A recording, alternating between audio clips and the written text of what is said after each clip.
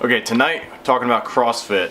Just kind of some random musings on CrossFit. There's a lot I like about it. There's a lot I don't like about it. It's probably going to end up being a multi-part video just because I'll need to go back to the gym. That squeaking is Max, my dog, playing with a chew toy.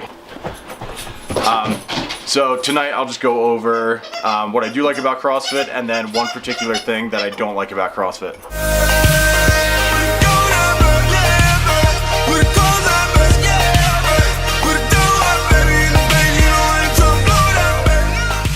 So starting off with the things that I do like about CrossFit, first of all, I think most CrossFit boxes that I've been to, pretty much across the board, they have great warm-ups. It's not only designed to get you really warmed up and like sweating, getting the body warm to do some real work, but they also address mobility, they address the muscle tissues, the connective tissue, and the joints, and the warm-up movements that you go through. Generally speaking, it's better than most group fitness classes that I've seen. For the most part, group fitness classes, they'll just stretch you out, which is just addressing the muscle tissues, and then they'll try to get you sweating a little bit. The other thing in CrossFit that I like is variety. You probably won't see the same workout twice in a year, maybe once every 2 or 3 years. A lot of those are hero workouts or kind of like those benchmark workouts.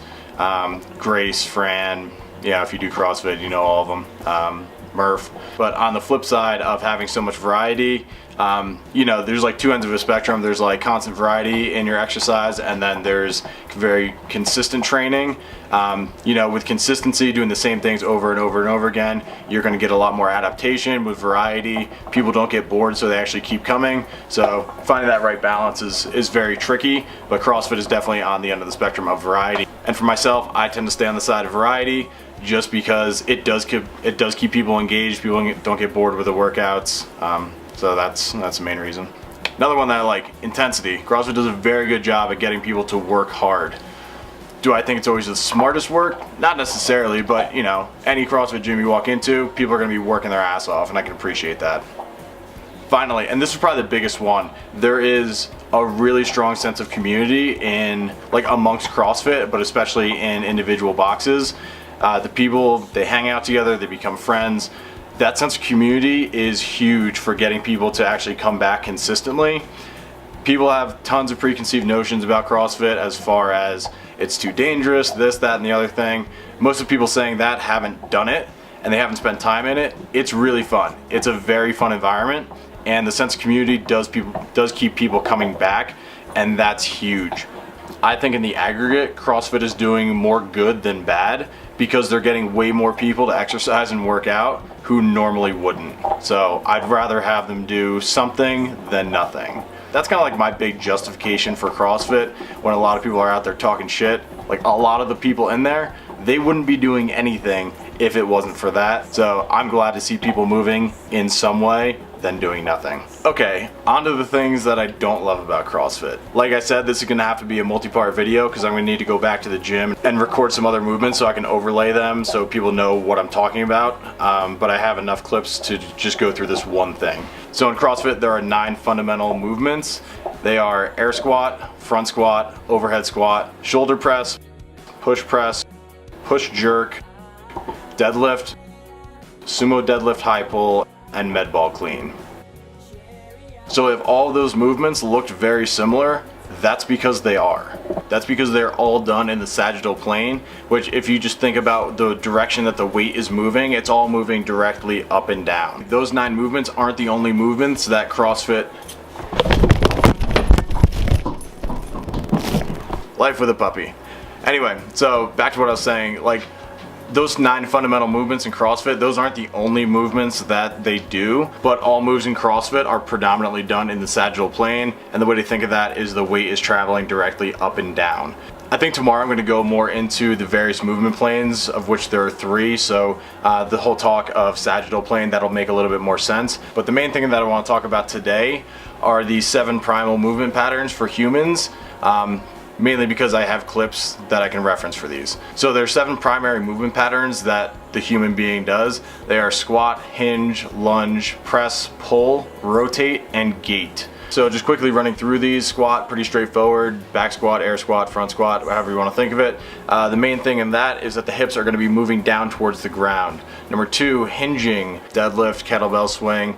In those movements, in any sort of hinge movement, the main thing is that the hips are primarily moving back towards the wall behind you, not going down to the ground. So those two can get a little bit confusing.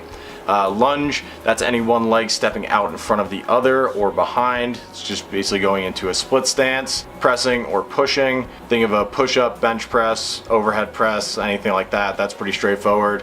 Pulling, pull-ups, any sort of rowing movement, that's pretty straightforward as well. Okay. Rotation, that's just any sort of twisting movement. And gait, the easiest way to describe gait is kind of the opposite arm and leg coordinating with each other. Hi, puppy.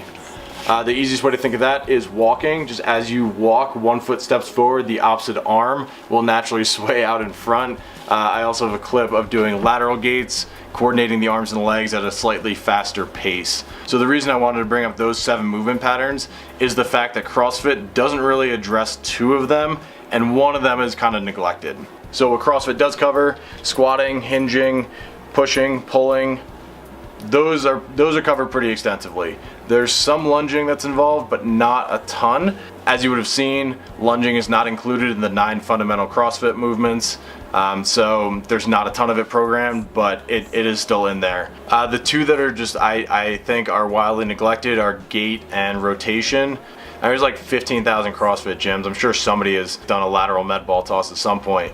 But as far as the regular programming is concerned, there's just not a lot of rotational movement, and there's just not a lot of emphasis on gait, no less teaching gait as a skill, which it is. The reason I bring that up is because let's say CrossFit does lunging too. Like they include that movement pattern. That's still 2 out of 7 that you're missing. That's like 28% or something like that of movement, human movement patterns that is just not trained at all.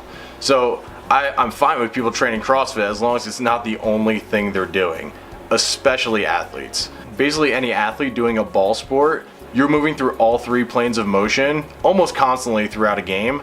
So if you're only training the sagittal plane, you're going to be wildly underdeveloped in your frontal plane and your transverse plane.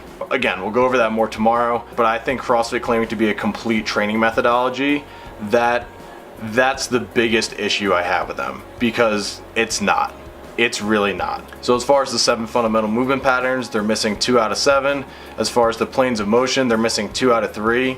So just to call it a complete training methodology, that to me is a little bit frustrating, because it's not. It's great as part of a training program. It's not a complete program in and of itself. I'll be back tomorrow. I'll have more videos to kind of go over the various planes of motion, because I understand that can be a little bit confusing, but I guess that's where we'll pick up tomorrow.